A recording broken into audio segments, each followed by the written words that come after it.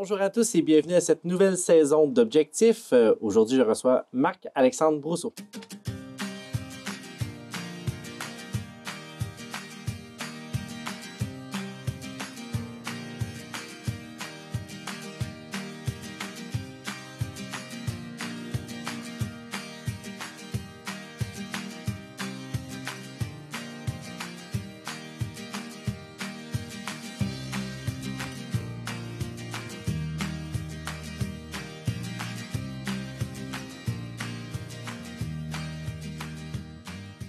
Bonjour Marc-Alexandre. Bonjour Jean-Philippe. Ça va bien? Très bien, merci. Ben oui, on va faire un petit tour d'horizon sur les différentes annonces qui ont eu lieu durant la dernière période.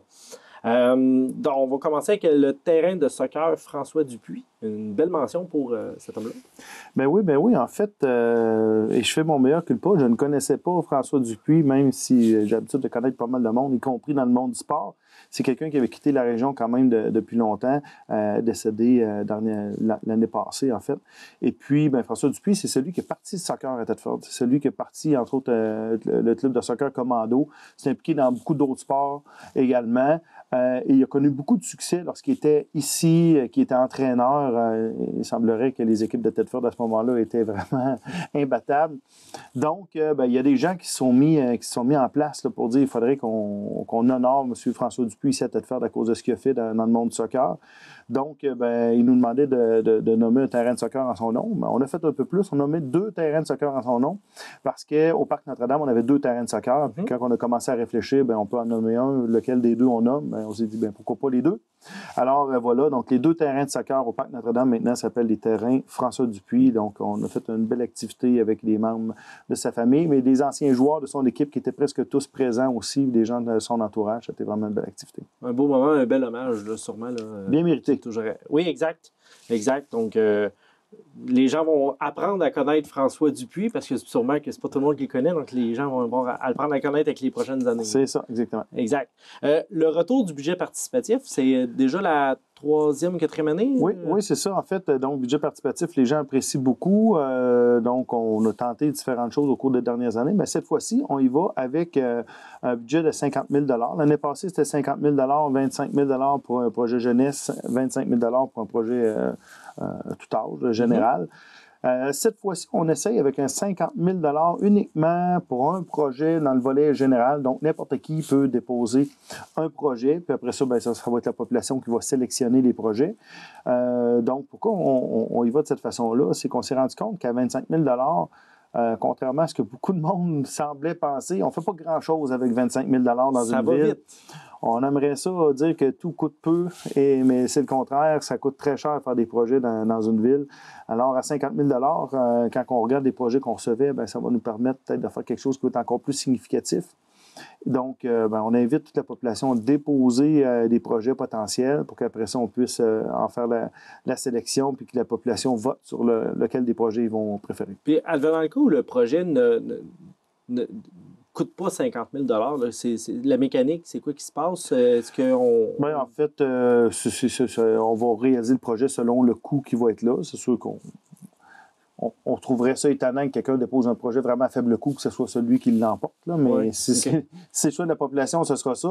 Si jamais c'est ça puis qu'il nous reste un résiduel, on verra peut-être l'année prochaine à bonifier ou on ne sait pas se poser cette question-là, mais c'est quand même une possibilité. Mais avec les anciens projets qui ont été déposés, on se rend compte que 50 000, c'est probablement plus. Exactement. On ne s'attend pas d'avoir quelque chose d'un projet de 10 000. Souvent, ce qu'on regardait à 25 000, il a fallu des fois aller chercher d'autres sources de financement. Fait que des projets de 30, 40, 50 000, c'est plus dans ces eaux-là, normalement, que ça tourne. Alors, on se souvient des projets qui ont été acceptés l'année passée, qui sont en voie de réalisation ou qui ces jours-ci vont être complétés. On parle d'amélioration au terrain de pickleball au Parc Martinet et des sentiers d'hébertisme au Parc Saint-Alphonse, au Petit Cap. Donc, 2 beaux projets là, qui ont... Complètement différents, qui s'adressent à des clientèles différentes. Donc, on verra ce que ce sera pour la prochaine fois. C'est un processus qui est apprécié, je pense, de la population là, depuis que ça a été mis en place. Les gens aiment beaucoup. Donc, c'est une façon pour les gens de dire un peu ce qu'ils veulent faire avec l'argent, les taxes qu'ils nous envoient. Donc, c'est une occasion pour eux de le faire. Maintenant, ben, il faut que les gens se mobilisent. Hein, ceux qui ont des beaux projets. On a des beaux projets des fois, mais qui manquent peut-être de mobilisation pour faire en sorte qu'ils soient sélectionnés. Donc, c'est un petit défi de mobilisation aussi. Donc, un petit apprentissage de la politique pour faire en sorte que les projets passent. Exact. Donc, on invite les gens, à déposer leur projet, puis à surveiller les votes là, qui vont suivre. C'est ça, pour pouvoir les voter par la suite. Exact. Autre sujet, le changement des heures de collecte pour les différentes ordures. Oui. En fait, c'est pas de gaieté de cœur de ce côté-là, là, mais parce que, dans le fond, on a Service Center de Fortier, notre fournisseur, qui procède à la collecte des matières résiduelles. Dans son contrat, il devait débuter pas avant 6 heures. C'est déjà arrivé qu'il commençait avant 6 heures, puis on avait un peu corrigé ce problème-là. Maintenant, avec la pénurie de main-d'œuvre, avec les problèmes de disponibilité de pièces de camions pour pouvoir réparer ces camions, donc des fois, il y a des camions qui ne sont pas sur la route. On le vit, là. Il y a beaucoup de difficultés à être capable de compléter ces tournées. Puis, s'il ne complète pas une journée, bien, c'est parce qu'il y a une autre tournée qui est prévue le lendemain. Alors, ils nous ont demandé la possibilité de pouvoir commencer plus tôt et ça leur permet d'aller plus rapidement. Il y a moins de véhicules sur la route, il y a moins de véhicules de stationner en bordure de rue. Et puis, ça peut même lui permettre des fois de faire quasiment 2 tournées dans la même journée avec un même employé. Alors, ça leur permet d'en faire plus et de s'assurer de terminer la cueillette, ce qui est important pour nous. Donc, c'est sûr que c'est désagréable. Là, on va leur permettre de commencer à 4 heures du matin.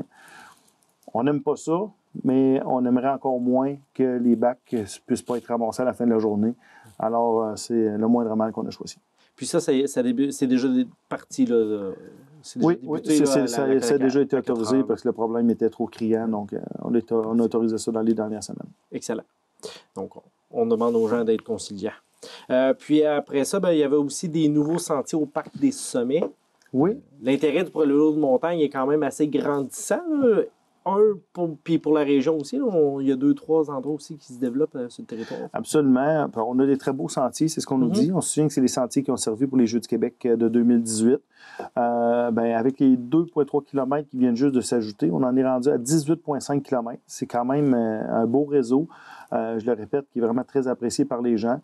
Et puis, moi, ce que je tiens à souligner là-dedans, c'est le travail bénévole. Il y a beaucoup de bénévoles qui ont travaillé. Je suis allé moi-même faire de la débroussailleuse là-bas pour faire en sorte de faire avancer le projet avec les bénévoles qui sont là. Ils étaient nombreux, ils ont travaillé très, très fort. Alors, si on est capable d'avoir des beaux sentiers comme ça, c'est entre autres parce qu'il y a des gens qui s'impliquent. Alors, je lève mon chapeau là, parce que c'était du gros travail qui était réalisé dans ce coin-là. Oui. Important de mentionner que le Parc des Sommets, c'est situé au bout du boulevard Ouellette. Oui, au réservoir, comme on a l'habitude de dire. Dans le coin des éoliennes. Oui, exact. Endroit qui, je pense, a été redécouvert, je pense, suite aux éoliennes. Là, parce qu'avant ça, il y a des gens qui connaissaient le secteur, il y a des gens qui avaient l'habitude d'aller marcher. Avec les éoliennes, il y a des bons sentiers qui se sont aménagés, donc plus de gens qui vont marcher. Ouais. Puis là, il y a la clientèle qui s'ajoute aussi avec le vélo de montagne. De plus en plus de gens ont pris habitude d'y aller et c'est tant mieux.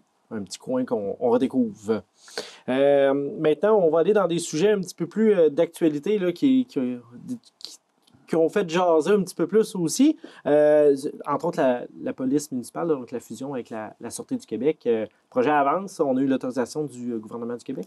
Oui, exactement. C'est une longue démarche. En fait, on se souvient, là, si on fait juste un petit historique rapide, là, que je me suis impliqué beaucoup pour essayer d'obtenir des subventions pour notre corps de police municipal. Le gouvernement ne va pas dans ce sens-là. On continue de penser que ça aurait été gagnant-gagnant, mais une fois que ça c'est dit, c'est pas moi qui détiens le carnet de chèques au gouvernement du Québec. Alors, voyant ça, donc nous, on a fait une démarche pour évaluer la possibilité de se faire intégrer par la Sûreté du Québec. Donc, un long processus d'analyse, donc les avantages et inconvénients ont été regardés. On a fait des assemblées publiques de consultation de la population à 2 reprises. Et le processus fait en sorte qu'on a officiellement demandé d'abolir notre corps de police pour être intégré à la Sûreté du Québec. Et on vient d'avoir, il n'y a pas très longtemps, la réponse de la ministre à l'effet qu'elle acceptait d'abolir notre corps de police. Donc, ça veut dire qu'on s'en va vraiment vers l'intégration. Et puis, c'est ça. L'étape qui reste, c'est vraiment de valider, c'est le comité de reclassement, donc valider qui fait quoi présentement, qu'est-ce qu'ils vont pouvoir faire à la Sûreté du Québec, dans quelle fonction exactement. Okay. Alors, c'est la suite des choses. Puis après ça, ça va être le transfert. Là. On n'est pas en mesure de dire aujourd'hui exactement quand ça va se faire, mais évidemment, comme on a des gens qui sont un peu entre 2 chaises, on espère que ça va se passer le mieux possible, le plus rapidement possible pour eux. Là. On parle en termes de mois? Probablement de mois. Oui, ça, certainement de mois. Maintenant, est-ce qu'on parle de 2, 3, 4, 5 mois? C'est difficile à dire, mais évidemment, nous, on collabore pour que ça se passe le mieux possible. Puis, les personnes qui le veulent conservent tous leur emploi. Il n'y a aucune perte d'emploi dans cette fusion-là. Exactement. En fait, tous les policiers sont transférés à la Sûreté du Québec et vont avoir la possibilité de travailler ici même s'ils le souhaitent. Pour ce qui est des employés civils, ils vont avoir la possibilité de revenir travailler directement à la ville parce que c'est des employés municipaux. Puis, dans le cas où ils ne le souhaitent pas ou il n'y a pas de poste qui convienne à leurs compétences, ils peuvent transférer au niveau de la Sûreté du Québec ou du gouvernement du Québec, étant donné que c'est la même famille. Exact. Mais c'est quand même positif, tu sais, de fusionner, puis en plus, il y aurait eu des pertes d'emploi. C'est pas un scénario qui était avantageux pour personne. Bien, ça fait partie évidemment de notre analyse. Si jamais on partait d'un certain nombre de policiers, puis on perdait 6-7 policiers sur le territoire en cours de route, bien, il reste que le service de police à la base pour offrir un service, sécuriser notre population, s'assurer que tout se passe bien.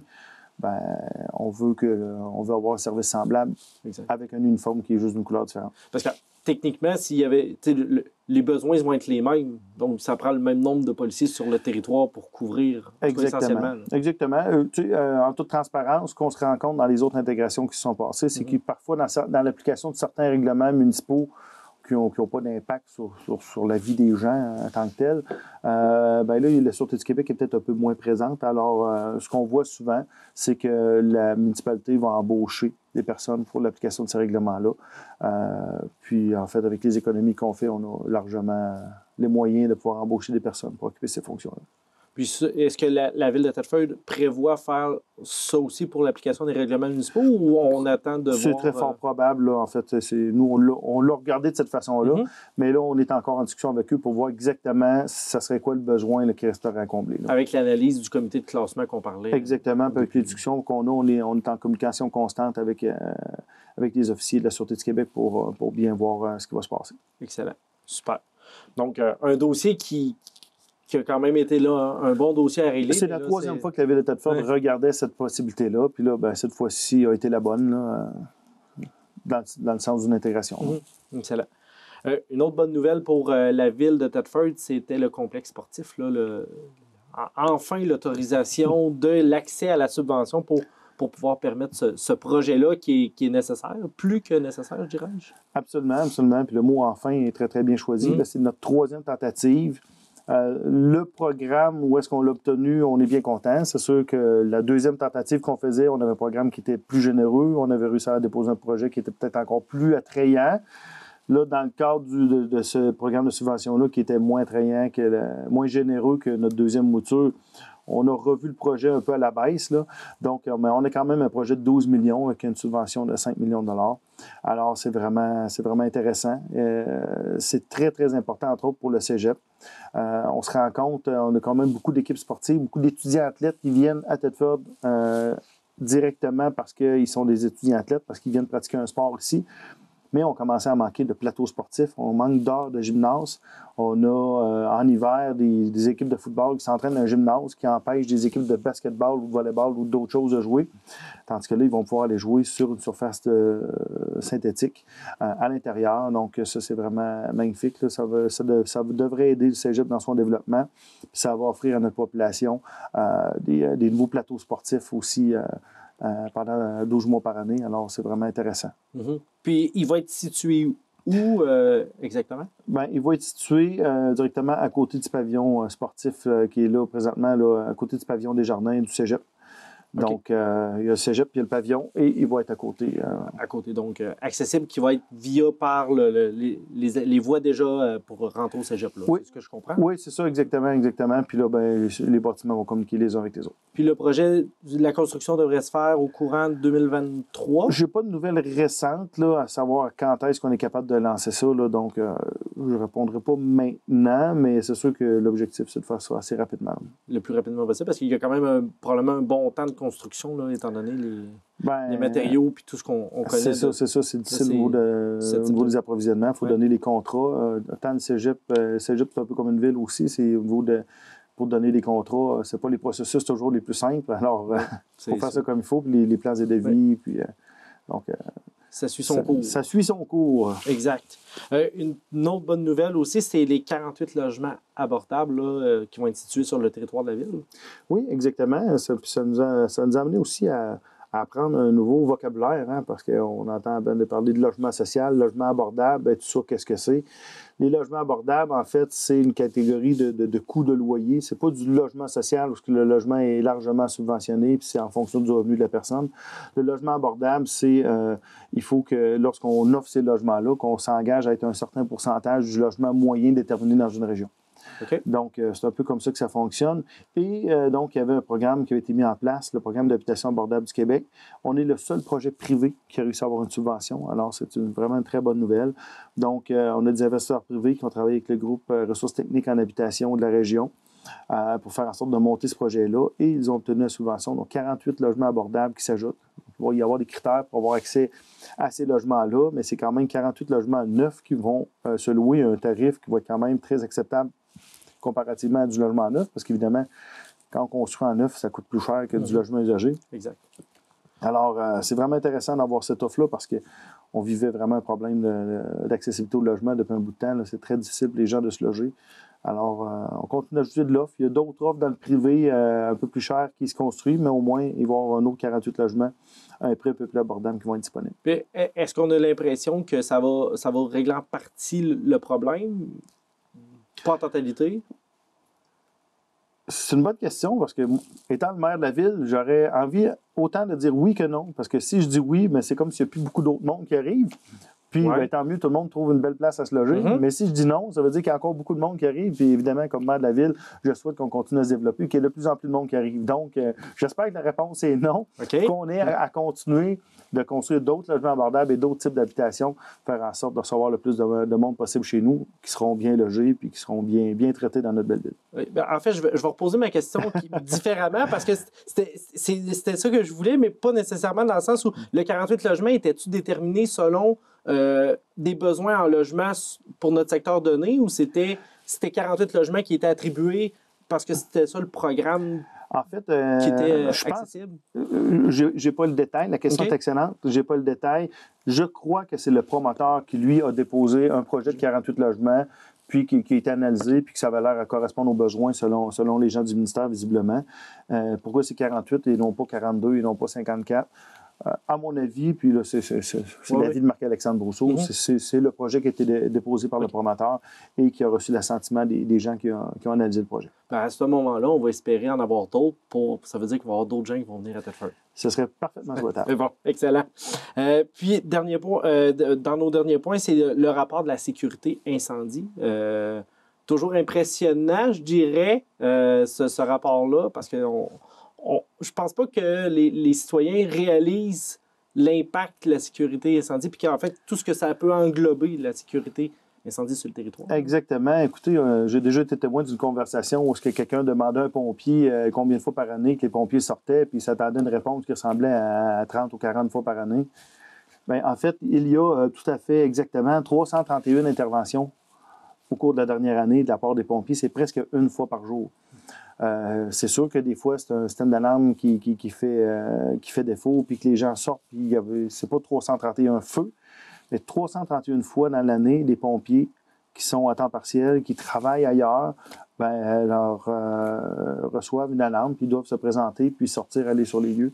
Donc, c'est vraiment énorme là, le travail de nos pompiers. C'est pour ça que ça en prend plusieurs. C'est pour ça que vous avez peut-être vu aussi au cours de la dernière année, on a encore embauché... M. Puchet, je pense que c'est 10 ou 12 pompiers supplémentaires, parce qu'à un moment donné, tout le monde n'est pas toujours disponible, mais en même temps, il faut avoir des gens pour aller sur les feux, donc on y va avec quand même un grand nombre de pompiers à temps partiel, faire en sorte de répondre aux incendies. Nos pompiers aussi, ce qu'ils font, que les gens ne remarquent pas toujours, c'est beaucoup de visites de prévention incendie. Donc, normalement, on est supposé à tous les 5 ans d'avoir fait tout le territoire. Donc, 1/5 des portes doivent être visitées chaque année. Au cours de la dernière année, c'est 2005 portes qui ont été visitées par nos pompiers pour aller voir des choses qui ne fonctionnent pas. Est-ce que l'avertisseur de fumée est correct? Est-ce que vous avez un avertisseur de monoxyde de carbone au besoin? Donc, toutes ces questions-là sont faites. Et, je ne sais pas, on ne sait plus comment le dire, mais il y a encore 14 % des résidences pour lesquelles l'avertisseur de fumée est inexistant ou il n'est pas conforme ou il n'y a juste pas de batterie dedans. C'est un appareil qui sauve des vies. C'est avéré, ça sauve réellement des vies. Et on est encore dans 14 % des résidences. C'est pas là où ça ne fonctionne pas. Parce que sur 2005 résidences, ça veut dire que c'est au-dessus de 200 résidences. Si on met environ 2 14 personnes... c'est 280. C'est beaucoup. Hein? C'est énorme. Ça, c'est dans les 280 qu'on est allé voir. On multiplie par 5, parce que normalement, on divise par 5. On est rendu à 1400 maisons, possiblement à Thetford, qui n'ont pas ce qu'il faut pour les réveiller la nuit si le feu prend. Puis il y a plein d'histoires d'avertisseurs de fumée qui ont sauvé des millions de vies. Exactement. Alors, on continue de le dire. On continue de le dire. Sinon, ce qui est moins connu aussi, c'est les avertisseurs de monoxyde de carbone.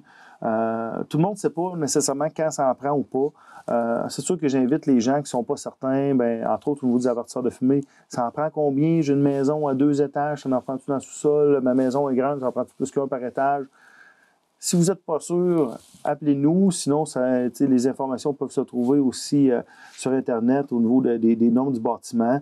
Même chose pour monoxyde de carbone. Est-ce que ça en prend? Est-ce que ça n'en prend pas? Dans plus de la moitié des cas, c'était non conforme au niveau des avertisseurs de monoxyde de carbone. C'est énorme aussi. Ça peut sauver des vies.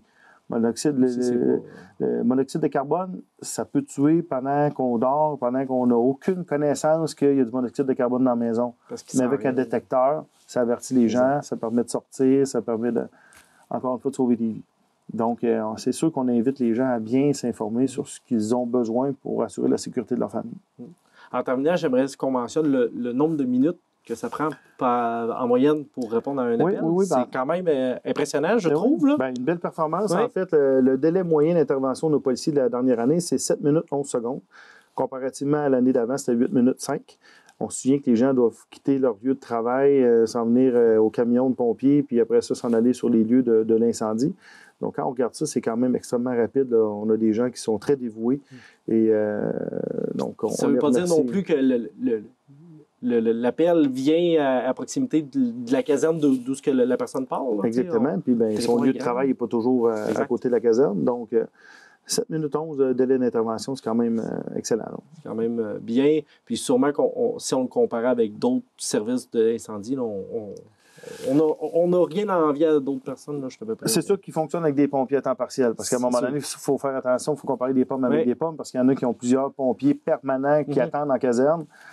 Nous, ce n'est pas le cas, donc les gens ont à se déplacer. On a quelques pompiers qui sont en caserne, donc avec les officiers et des pompiers qui peuvent être de garde. Sinon, là, c'est des pompiers à temps partiel qui ont à se déplacer. Puis d'ailleurs, si jamais il y a des gens qui seraient intéressés à prêter main forte à l'équipe de pompiers, sûrement qu'ils peuvent communiquer avec le service d'incendie puis prendre des informations. Oui, ça ne veut pas dire qu'on embauche en continu parce qu'au niveau des pompiers, il y a une formation, puis souvent on essaie de fonctionner par cohorte. Mais évidemment, quelqu'un qui est intéressé, qui vient nous rencontrer aux ressources humaines de la ville, c'est sûr que ça va me faire plaisir. Puis éventuellement, après ça, lorsqu'on fait une vague d'embauche, parce que souvent c'est par vague qu'on le fait, on aura les coordonnées. Et on fait régulièrement des portes ouvertes. Il y aura encore des portes ouvertes prochainement. Donc, si les gens veulent venir s'informer comment ça fonctionne, qu'est-ce que ça comporte, là, parce que moi, je dois avouer que lorsque j'étais plus jeune, avoir su qu'on peut être pompier à temps partiel, c'est pas impossible que j'aurais pas été tenté par cette aventure-là. Je savais pas trop comment ça marchait. Donc, informez-vous, ça peut être quelque chose d'intéressant. Excellent. Il reste environ quelques minutes à l'entrevue. Si on parle peut-être défis pour la prochaine année ou projet pour la prochaine année pour la ville de Thetford, ça ressemble à quoi? En fait, c'est sûr qu'on a beaucoup de projets présentement sur la table. Ça amène son lot de défis par notre capacité des ressources humaines à traiter tous ces défis-là, à faire l'ingénierie des projets, à avoir des espaces industriels pour recevoir les gens. Éventuellement, on commence à craindre de manquer de terrain industriel. Donc, c'est une bonne et une mauvaise nouvelle en même temps. Alors ça, c'est vraiment un enjeu. Donc, ensuite de ça, avec ça et avec la situation qu'on connaît déjà actuellement, la pénurie de main-d'œuvre, donc c'est sûr qu'on continue de faire des démarches. Je suis très impliqué aussi au niveau, je suis maintenant président de la table régionale des élus municipaux de Chaudière-Appalaches. On fait des démarches avec les 2 paliers de gouvernement afin que la pénurie de main-d'œuvre soit bien comprise et bien constatée. Ce qui est moins évident qu'on pensait. Là. C'est relativement évident pour nous, mais il faut quand même défendre le point de vue parce qu'on a besoin de monde. Moi, quand je vois des étudiants internationaux qui se font refuser de venir étudier ici parce qu'ils n'ont pas démontré de façon assez certaine qu'ils retourneraient chez eux après, les deux bras me tombent parce que la vérité, c'est que je ne veux pas qu'ils retournent chez eux. On manque de monde partout. On manque de monde dans tous les domaines. Il faut laisser rentrer de monde. Il faut laisser rentrer de monde. On en a besoin. On a besoin de travailleurs. Parce que quand on continue de créer des nouveaux emplois, on est bien content, mais on a certains employeurs qui, eux, sont un peu en réserve sur les beaux développements qu'on fait parce qu'ils se disent, bien, les emplois qui sont créés là-bas, c'est peut-être des gens chez nous qui vont venir chercher pour aller travailler là-bas. Alors, ça, c'est vraiment des enjeux. Puis le logement, continue à développer l'offre de logement parce que à partir de quand on va chercher des gens, puis des gens qui sont intéressés à venir chez nous, il ne faut pas que le frein, ça soit de se trouver une résidence. Il faut qu'on soit capable d'offrir un toit à tout le monde. Là. Donc, ça continue d'être très important. Fait que tout plein de projets encore à venir. Oui, plus que les gens pensent, je dirais. Je pense que oui aussi. je pense que oui. Peut-être un petit 15 secondes sur le CIVIM qui va avoir lieu à la fin octobre. Oui. En fait, on reçoit un colloque international en innovation municipale du 25 au 27 octobre. Donc, des gens, beaucoup du Québec, mais une assez grande délégation cette fois-ci d'Europe. Les gens qui vont venir reliés au monde municipal ou des entreprises qui offrent des produits et services qui s'adressent au monde municipal, mais pas à la grande ville, qui s'adressent à des villes de taille humaine comme nous. Alors, on peut déjà dire que c'est un succès. Tous les kiosques, les exposants, ça fait longtemps que c'est parti comme des petits pains chauds. Les inscriptions vont bon train. Donc, il y a plusieurs centaines de personnes qui vont venir en ville lors de cette période-là pour parler d'innovation puis essayer de faire le mieux possible dans nos villes. Bien, on souhaite un bon colloque à ce moment-là. Merci beaucoup. Merci Marc-Alexandre d'avoir été aujourd'hui. Merci à toi. Merci également d'avoir été des nôtres pour une autre émission d'Objectif.